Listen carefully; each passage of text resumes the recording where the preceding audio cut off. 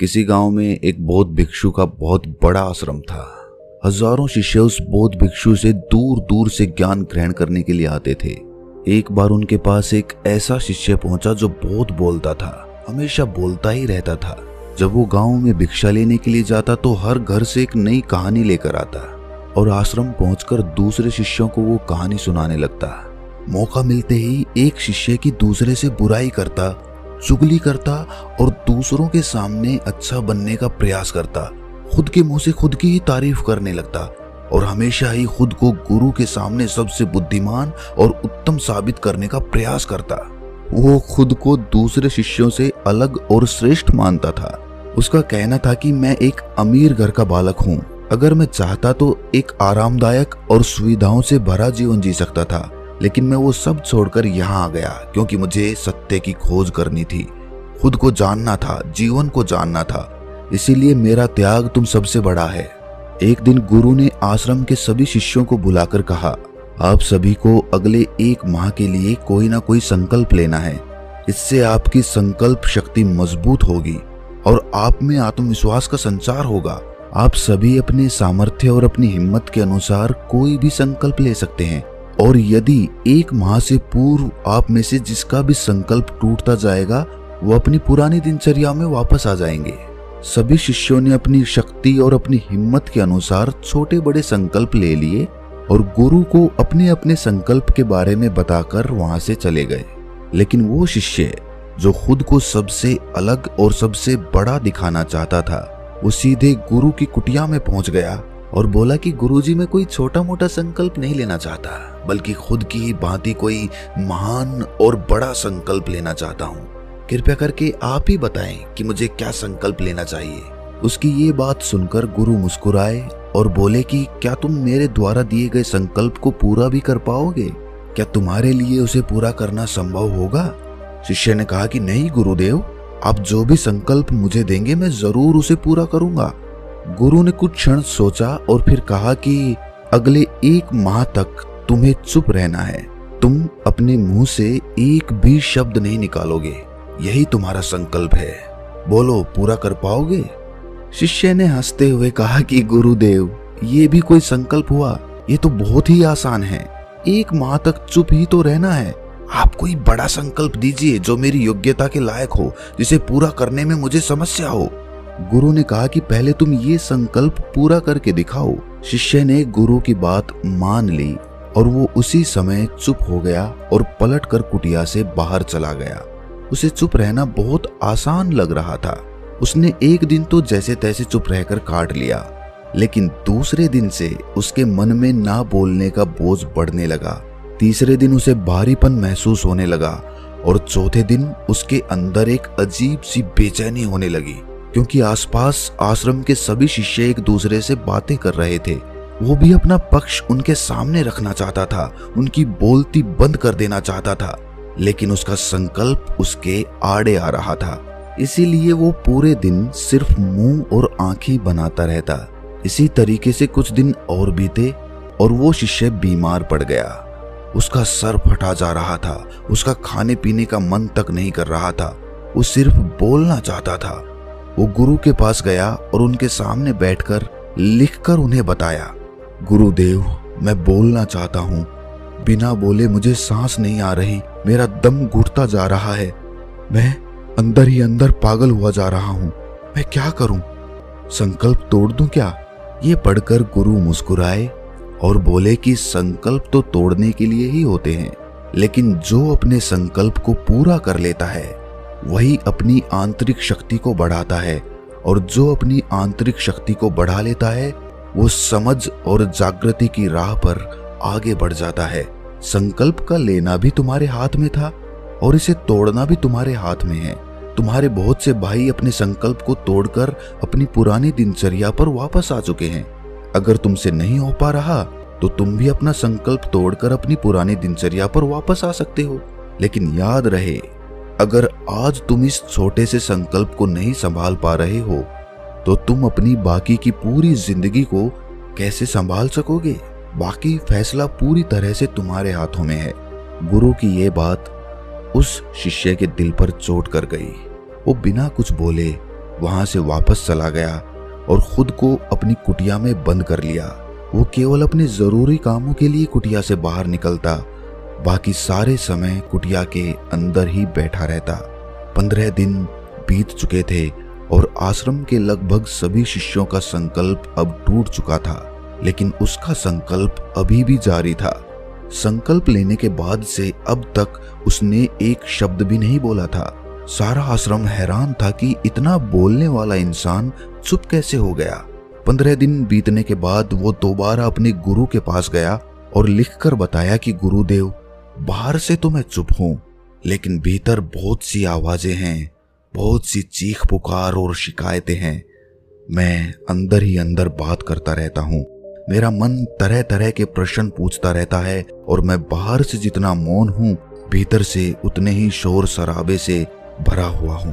क्या इस तरह से मेरा संकल्प अभी भी जारी है? गुरु ने कहा कि हाँ, तुम्हारा संकल्प अभी भी जारी है, लेकिन जब तक लोगों की आवाज तुम्हारे कानों में पड़ती रहेंगी, तुम्हारा मन बोलता रहेगा, क्योंकि इसे तो आदत है बोलने की। तुम भले ही बाहर से चुप रहो, लेकिन तुम अंदर ही अंदर बोलते रहोगे। तुम्हें इन बातों से, इन आवाजों से दूर जाना पड़ेगा। शिष्य गुरु को प्रणाम कर वहां से चला जाता है और सुबह होते ही अपनी कुटिया छोड़कर जंगल की तरफ चला जाता है। कई दिन बीत जाते हैं, संकल्प का समय भी पूरा हो जाता है, लेकिन शिष्य लौटकर कभी नहीं आता। आश्रम में सभी को डर था कि कहीं जंगली जानवरों ने उसे अपना निवाला तो नहीं बना लिया। इस बीच उसे ढूंढने की भी बहुत कोशिश की गई, लेकिन वो कहीं नहीं मिला। सभी गुरु भाइयों ने मान लिया कि जंगली जानवरों ने उसे अपना शिकार बना लिया है, लेकिन गुरु को ऐसा नहीं लगता था।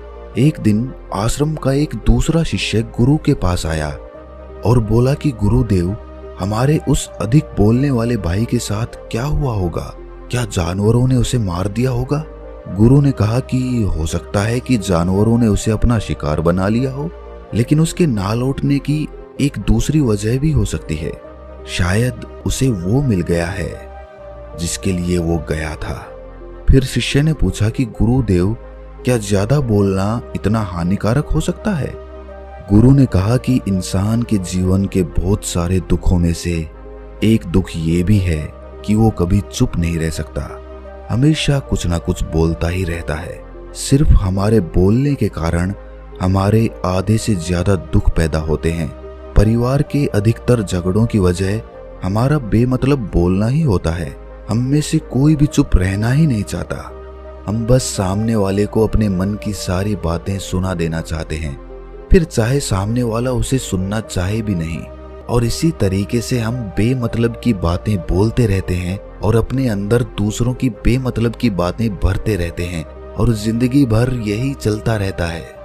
लेकिन इस नासमझी में हमें अपना समय, अपना जीवन, अपनी समझ और सबसे महत्वपूर्ण वो कीमती पल जो जिए जा सकते हैं, जिनको अनुभव किया जा सकता है, जिनमें आनंद की प्राप्ति हो सकती है, ये सब हम खो देते हैं। लेकिन इसके बदले हमें मिलता क्या है? कुछ नहीं, सब व्यर्थ और बर्बाद हो जाता है। इस पागलपन में हमने कितने कीमती पलों को खो दिया, इसका एहसास केवल कुछ ही लोगों को हो पाता है। बाकी लोग जैसे उन्हें अपने आने का ही पता नहीं, खुद के बारे में वो जानते ही नहीं, उसी तरह उन्हें अपने जाने का कभी पता नहीं चल पाता। वो खुद की कभी खोज नहीं कर पाते। शिष्य ने पूछा तो गुरुदेव, फिर इसका समाधान क्या है? गुरु ने कहा कि पूरी जागरूकता के साथ अपने विचारों को देखना, यही एकमात्र तरीका है। सारी मानसिक समस्याओं का वर्तमान में रहकर चिंतन करना, पूरी जागरूकता के साथ अपना काम करना जिंदगी में चमत्कारिक बदलाव ला देता है। कुछ लोग हमेशा चिंता करते रहते हैं, लेकिन चिंता की जगह उन्हें चिंतन करना चाहिए। चिंतन करने से ही आदमी अपने आंतरिक स्वरूप को पहचान पाता है। उसके बाद वो शिष्य गुरु से अपने प्रश्नों का उत्तर पाकर उनको प्रणाम करके वहां से चला जाता है। ज्यादा बोलने वाले शिष्य को आश्रम छोड़कर गए हुए 3 महीने का समय बीत चुका था, लेकिन उसकी कोई खबर नहीं थी। अब तक तो सभी गुरु भाइयों ने उसके वापस लौटने की उम्मीद भी छोड़ दी थी, लेकिन एक दिन वो आश्रम में वापस लौट आता है। उसे देखकर सभी के आश्चर्य और खुशी का ठिकाना ना रहा। लेकिन अब वो नहीं था जो यहाँ से गया था, वो कुछ और बनकर वापस आया था। उसके अंदर एक गजब का बदलाव महसूस किया जा सकता था। उसके चेहरे पर एक गजब का ठहराव और आंखों में बड़ी शांति थी। आश्रम में पहुंचते ही सभी गुरु भाइयों ने उसे चारों तरफ से घेर लिया और बातें करने लगे। वो भी अपने गुरु भाइयों से बात करने लगा। उससे बात करने वाले शिष्यों ने अनुभव किया कि अब वो पहले जैसा उतावला और बातूनी नहीं रह गया था। उसके मुंह से एक एक शब्द बहुत ही सुलझे हुए और मधुरता के साथ निकल रहे थे। थोड़ी देर तक गुरु भाइयों से बात करने के बाद वो सीधा गुरु की तरफ चला गया। उसने गुरु के चरण स्पर्श किए और कहा कि गुरुदेव, क्या मैं अब भी मौन हूं? क्या अभी भी मेरा संकल्प जारी है? गुरु ने कुछ देर तक शिष्य की आंखों में बड़े ध्यान से देखा और फिर कहा कि हाँ, तुम अब भी मौन हो। तुम्हारे मुंह से एक भी शब्द नहीं निकल रहा और तुम्हारा संकल्प अभी भी जारी है। शिष्य ने कहा कि गुरुदेव, जब मैं आश्रम से गया था तो मैं मुंह से तो चुप था, लेकिन मेरे अंदर बहुत सी आवाजें थी। मन में बहुत से प्रश्न थे जो बंद ही नहीं हो रहे थे। मैं जंगल तो चला गया इस उम्मीद से कि मुझे वहां शांति मिलेगी और मेरे मन की बकबक कम हो जाएगी, लेकिन मैं जितना एकांत में जाता गया, मेरे अंदर की आवाज उतनी ही तेज होती गई। मेरे भीतर की पुरानी से पुरानी आवाज मुझे सुनाई देने लगी। तब कहीं जाकर मैंने महसूस किया कि मैं कितना गलत कर रहा था। जब मैं अपने परिवार वालों, दोस्तों या फिर गुरु भाइयों को बुरा भला कहता था तो उस समय मुझे लगता था कि मैं सही कर रहा हूँ। जब मैं गुरु भाइयों की एक दूसरे से चुगली करता था, उनका मजाक बनाता था, तब मुझे यही लगता था कि मैं उनसे बेहतर हूँ और मैं सही कर रहा हूँ। मैंने पहली बार महसूस किया कि मैं कितना गलत बोलता था। काफी दिनों तक ये आवाजें, ये शिकायतें मेरे अंदर चलती रहीं, लेकिन धीरे धीरे करके एक दिन ये सारी आवाजें मेरे अंदर से समाप्त हो गईं। अब मैं भीतर से भी मौन हो गया। उस घने जंगल में बाहर से बोलने वाला कोई नहीं था और भीतर कोई आवाज बची ही नहीं थी। और मैंने उस दिन पहली बार मौन का सही मतलब समझा। मेरे चारों तरफ बहुत शांति थी। हालांकि अभी भी मुझे आवाजें आ रही थी जो पहले भी आती थी, लेकिन तब मैं उन्हें सुन नहीं पाता था। पर अब वो सभी आवाजें मुझे स्पष्ट रूप से सुनाई दे रही थी। हवा के चलने की आवाज, चिड़ियों के चहकने की आवाज और पानी के बहने की आवाज, ये सभी आवाजें मैंने पहली बार पूरे होश पूर्वक सुनी। अपने चारों तरफ इतनी शांति मैंने पहले कभी महसूस नहीं की थी। और आखिर में जब ये शांति मुझे महसूस हुई तो मैं अंदर से चिल्ला उठा। मैं बोल उठा कि हे ईश्वर, ये कैसी शांति है? सभी कुछ इतना शांत क्यों है? लेकिन मेरे चिल्लाने के बाद भी वो शांति भंग नहीं हुई। सब कुछ पहले के जितना ही शांत था, बाहर भी और भीतर भी। हे गुरुदेव, मेरी आंखों से अश्रुओं की धाराएं बह रही थी।